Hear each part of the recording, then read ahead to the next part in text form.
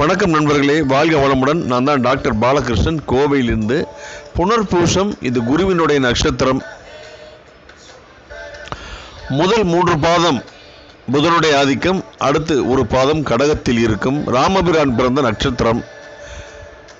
இதனுடைய குண விசேஷங்கள்: புகழுடையன், புனர்பூசத்தில் பிறந்தோன், புண்ணியவான், நடு வயதில் தரித்திரம் உள்ளவன், நடு வயசில் கஷ்டப்படுவாங்க, இகழுடையான், பின் வயதில் மன்னராலே எவர்களுமே தூசிப்பார் என சொல்லலாம்.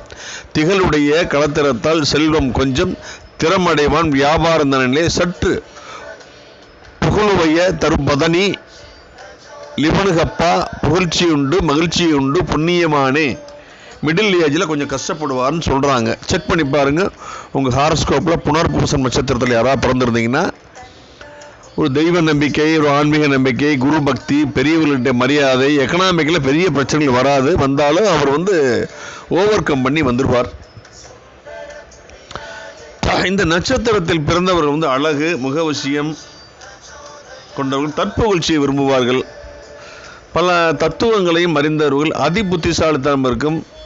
பல இக்கட்டுகளை எதிர்கொள்ள நேரிடும், மன தடுமாற்றம் ஏற்படும். இருந்தாலும் 27 நட்சத்திரங்களில் மிகவும் நன்மையுடைய நட்சத்திரமாக இது திகழும். நன்றி மறக்காதவர்கள். பெருமைக்குரிய செயலை ஒருவர் செய்கிறான் என்றால் அவன் இறந்த பிறகும் வாழ்வதற்கு தயாராகிறான் என்று பொருள். அதற்கு உதாரணமாக திகழ்பவர்கள் இந்த நட்சத்திரக்காரர்கள். சரி, ஓகே. எந்த துறையை தேர்வு செய்தால் சுலப நன்மைகள் பெறுகள்? நடிப்பு, நாடகம், பொழுதுபோக்கு, அரசியல், எழுத்து.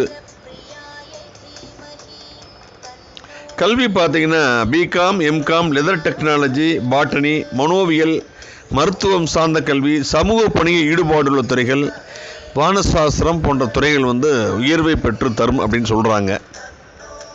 பணிபுரியும் வாய்ப்புகள் இவர்களுக்கு இங்கெல்லாம் சுலபமாகும். இவர்களுக்கு சனி பலம் பெற்றால் குரு தசையில் தக்க சமயத்தில் சனி தசை வரும்.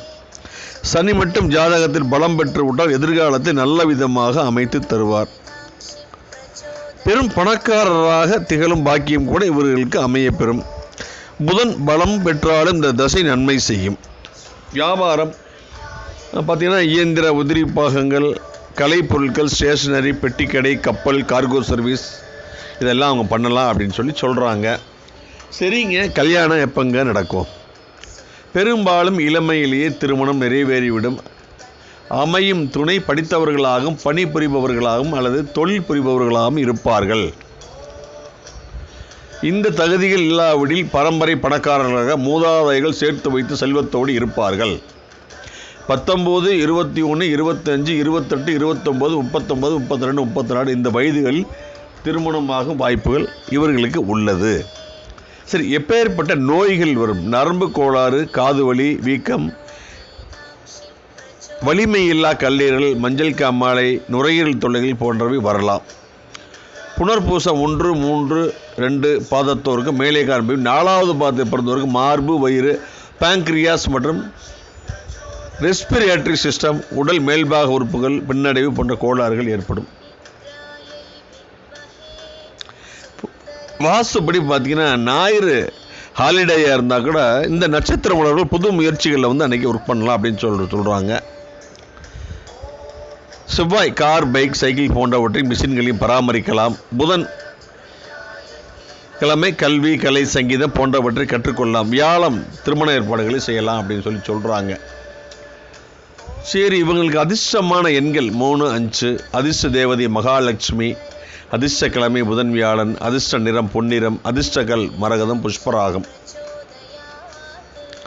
அப்படின்னு சொல்கிறாங்க. சரிங்களா? இதை ரொம்ப சிம்பிளாக தான் நான் சொல்லியிருக்கேன். புனர்பூச நட்சத்திரம் ஒரு அருமையான நட்சத்திரம். சரிங்களா?